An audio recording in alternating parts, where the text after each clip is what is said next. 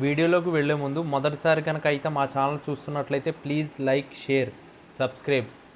YSR Congress party senior నాయకుడు, కడప లోక్సభ సభ్యుడు YS Avinash Reddy ముఖ్యమంత్రి చంద్రబాబు నాయుడు, ఉప ముఖ్యమంత్రి పవన్ కళ్యాణ్ సారథ్యంలో రాష్ట్రంలో అధికారంలో ఉన్న తెలుగుదేశం, జనసేన, భారతీయ జనతా పార్టీ సంకీర్ణ కూటమి ప్రభుత్వమే విమర్శలు సంధించారు. పీపీపీ కింద మెడికల్ కాలేజీల ప్రైవేటీకరణ, రైతు సమస్యలు, ఓజీ సినిమా టికెట్ల పెంపుదల వంటి అంశాలు ఆయన మాట్లాడారు. ఆయన అధ్యక్షతన జిల్లా అభివృద్ధి సమన్వయ కమిటీ, పర్యవేక్షణ కమిటీ సమావేశం నిర్వహించారు. జిల్లాలో అమలవుతున్న కేంద్ర ప్రభుత్వ పథకాలు అమలు తీరుపై అధికారులతో ఎంపీ చర్చించారు. ఈ సమావేశానికి జిల్లా కలెక్టర్ శ్రీధర్, ఎమ్మెల్యేలు ఆకిపాటి అమర్నాథ్ రెడ్డి, దాసరి సుధా, మేయర్ సురేష్ బాబు తదితరులు హాజరయ్యారు. ఈ సందర్భంగా ఆయన ఆయా అంశాలను ప్రస్తావించారు.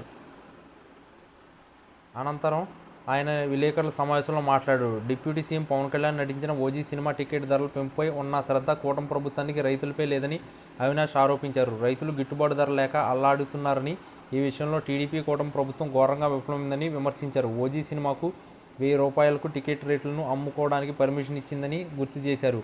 ప్రభుత్వ మెడికల్ కాలేజీల ప్రైవేటీకరణకు వ్యతిరేకంగా పార్టీ అధినేత మాజీ సీఎం జగన్మోహన్ రెడ్డి ఇచ్చిన పిలుపు మేరకు నిర్వహించిన చలో మెడికల్ కాలేజీ కార్యక్రమం అన్ని చోట్ల విజయవంతం అయిందని అవినాష్ రెడ్డి పేర్కొన్నారు.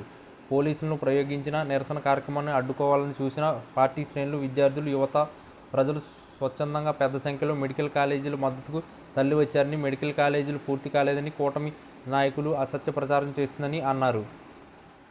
పేదలకు ఉచితంగా నాణ్యమైన వైద్యం అందించాలన్న లక్ష్యంతో జగన్ జిల్లాకు మెడికల్ కాలేజీ ఉండాలని, తన ప్రభుత్వ హయాంలో 17 మెడికల్ కాలేజీ నిర్మాణానికి శ్రీకారం చుట్టారని, వాటి నిర్మాణం నిధులు కొరత కారణంగా ఆగిపోకూడదన్న ఉద్దేశంతో సెంట్రల్ స్పాన్సర్డ్ స్కీమ్స్, నాబార్డ్ నిధులు వచ్చేలా టేఅప్ చేసుకున్నారని గుర్తు చేశారు.